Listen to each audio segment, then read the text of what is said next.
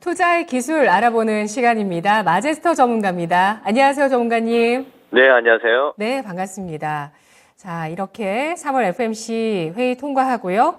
지금 양대지수 코스피가 2350선 지지 이후에 2400선까지 오늘 장도 지지력, 조정 가운데서 지지력 보여주고 있고, 코스닥도 750선까지 진입 시도가 나왔다가 또 가파르게 800선 이상을 회복했습니다. 오늘 코스닥은 지금 제한적인 하락을 기록하고 있어서 장 후반까지 어쩌면 7거래일 연속의 상승까지도 시도할 수 있는 상황도 될 수도 있겠는데요. 끝까지 보시고요. 오늘 장 한마디 어떻게 주시겠어요? 네, 자, 오늘 장 한마디는 이제 종목으로, 자, 에코프로, 세비캠, 셀트리온 제약, 금양, 종목 슬림하다, 이렇게 말씀드리겠습니다. 네, 알겠습니다. 종목 슬림화 필요한 구간이라는 말씀이신가요? 그렇죠.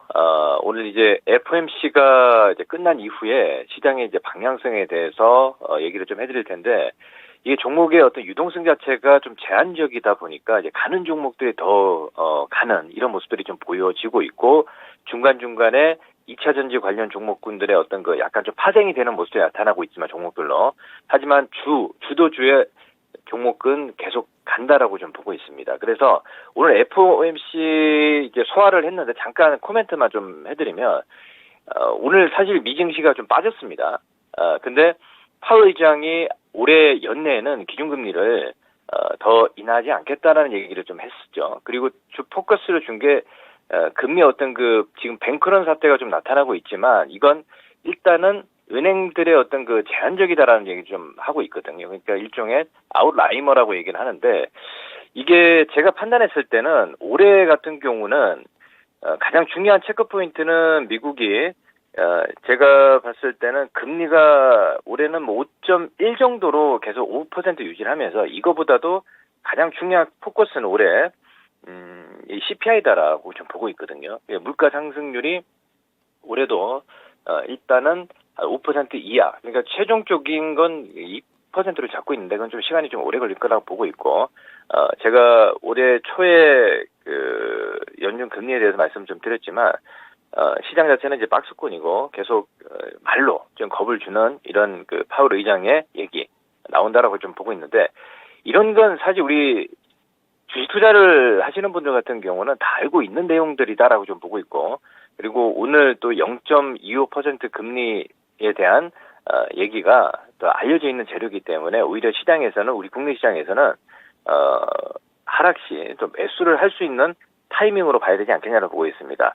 사실 실전에서도 우리가, 제가 에코프로하고 오늘 에코프로 BM하고 빠질 때 오히려 매수 타이밍이라 보고, 이제 단기 포인트도 이제 공략을 해서 수익을 좀 가져가는 이런 실전 매매를 하고 있는 상황이거든요. 그러면 자, 오늘 종목별을 접근하기 전에 또 시장 포인트를 좀 말씀을 좀 드리면, 거래소 쪽에서는 지금 추세 자체가 하락 채널 안에 있는 상황이기 때문에 이걸 좀 돌파를 하기 위해서는 강력한 호재가 나와줘야 되는데, 지금은 그런 모습은 나오지 않고 꾸준하게 상승의 자리가 좀 나타날 수 있는 구간들, 박스의 어떤 흐름이다라고 좀 보고 있고, 코스닥 쪽이 오히려 지난 3월 14일경이었죠. 빠질 때 이제 매수 찬스였고요. 그리고 다시 박스권 상단까지 올라온 모습들이 좀 보이고 있는 상황인데, 저는 이 361선이죠. 361선인 830에서 850포인트 이상의 목표를 잡고 가야 된다, 이렇게 좀 보고 있거든요. 그러면 그 안에서 순환매가 좀 이어진다. 근데 지금 상당히 좀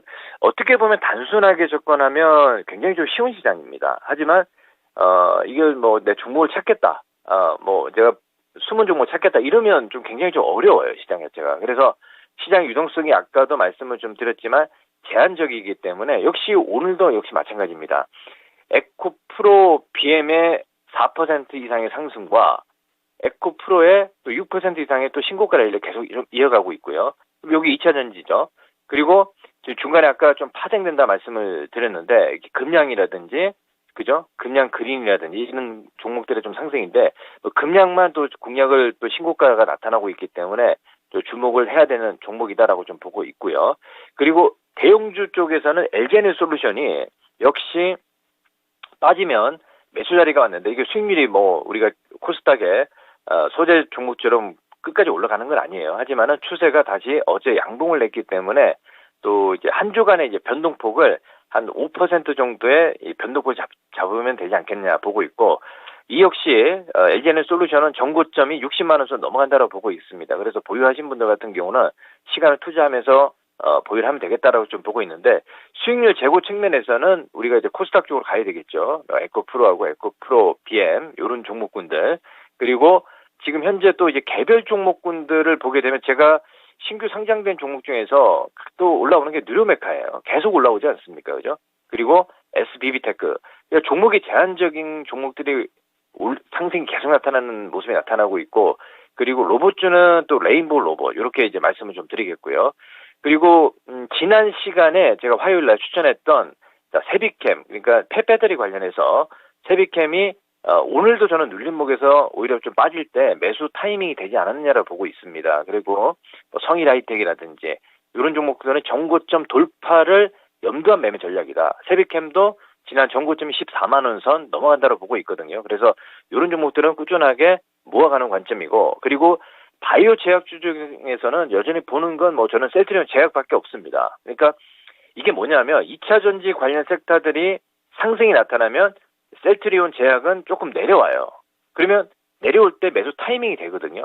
그렇죠?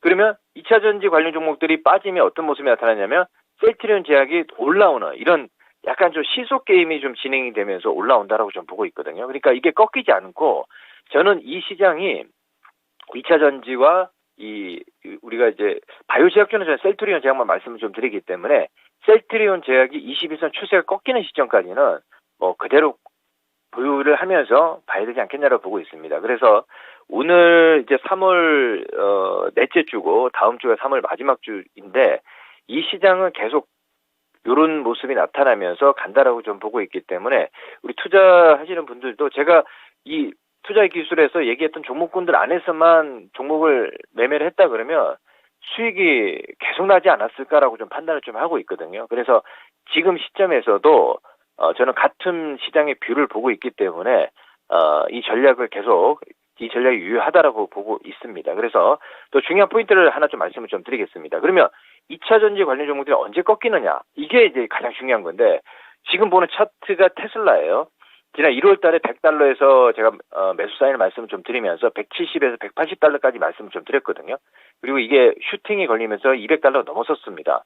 그리고 지금 구간에서 170달러를 다시 찍고 현재 이제 192달러 선에 위치를 있는데 저는 우리 국내 시장 2차 전지 관련주들은 일단은 1차적으로 테슬라가 210에서 220달러 선 이 돌파를 하는 시점까지는 가져가야 된다라고 좀 보고 있거든요. 그래서 매도 고민은 2차 전지 관련주들의 단기 매도 고민은 테슬라가 210달러에서 220달러까지의 돌파하는 시점 그때 고민을 해도 확인 매매를 할 수 있는 구간이기 때문에 그렇게 우려가 되시는 부분은 아니다 이렇게 좀 보고 있고 여전히 그냥 우리 2차 전지 관련 종목들은 ING 진행형으로 보시고 이게 약간 과열권에 있지만 일단 성장주들은 목표치가 없기 때문에 시장이 그죠 대형주들이 좀 상승폭이 제한적이다라는 걸 말씀을 드릴 수 있는 게 하이닉스 제가 추천을 함에도 불구하고 지난 3월 16일 날 추천했지 않습니까? 그전에도 하이닉스 내려오면 공략을 말씀을 좀 드렸는데 이런 종목들이 상승폭이 좀 제한적이거든요. 이것만 봐도 우리가 시장을 알 수 있다라고 좀 보고 있기 때문에 오늘 이제 한 주에 오늘 내일이 마감인데 여전히 우리가 2차 전지 관련주들과 아까 바이오 제약은 셀트 제약 보면서 시장 뷰를 보면 되겠다 말씀 좀 드리겠습니다. 네, 미국장에서 테슬라 같은 경우는 일단 뭐 $200 선에서 좀 주춤하고 있는데 엔비디아가 최근 요즘에 좀 더 강한 모습을 보여주고 있습니다. 테슬라 $210에서 $220 기준점 주셨는데요. 이 선에서 돌파 안착하는지 저항 느끼는지 확인하고 배터리는 또 추세를 봐도 된다는 말씀이실까요? 네, 맞습니다. 이제 엔비디아 같은 경우는 우리 국내 시장에서 연동되는 종목들이 예를 들어 뭐 챗GPT라든지 좀 약간 좀 제한적이지 않느냐 이렇게 좀 보고 있고 그리고 테슬라 같은 경우는 그동안 그죠 많이 좀 올라왔지만 약간 좀 엔비디아보다는 조금 후행하지만 우리 국내 시장에서 어떤 기준점을 잡기 위한 2차 전지 관련주들은 정고점을 돌파하는 $210에서 $220 그 선이 왔을 때 약간 우리 국내 시장에 2차 전지 관련 소재주라든지 고민을 좀 해야 되지 않겠느냐 이렇게 좀 판단을 좀 하고 있습니다. 그래서 기준점을 잡기 위한 종목으로 좀 이번에도 테슬라를 제시를 좀 해드리도록 하겠습니다. 네, 알겠습니다. 항상 기준점을 딱딱 잡아주시는데 지금도 제가 질문을 드리려고 했는데 소화를 하셨어요. 그래서 배터리는 언제 꺾일까요? 라고 질문 드리려고 했는데 잘 소화해 주셨습니다. 고맙습니다. 네, 감사합니다. 네, 마제스터 전문가의 절대 투자의 기술 시간입니다. 마제스터 전문가 지금 단순한 대응이 오히려 유리한 국면이라고 보고 있는데 유동성이 제한적이기 때문이라고 판단하고 있습니다. 배터리주 지금 관심 있게 볼만한 종목들을 또 압축해서 전해드렸고요. 배터리와 셀트리온 제약이 시속 게임을 펼치고 있고 그 가운데서 로봇 관련주로 뉴로메카, SBB테크, 레인보우 로보틱스 보고 있습니다. 테슬라의 $210, $220 돌파 시도까지 배터리는 상승 여력 남아있다는 판단입니다. 지금까지 투자 의견 전해드렸습니다. 여러분의 투자 판단에 잘 참고해 보시고요. 오늘 양대 지수 지금 코스닥이 상승 전환합니다. 오전장 잘 보내세요. 저는 내일 뵙겠습니다. 고맙습니다.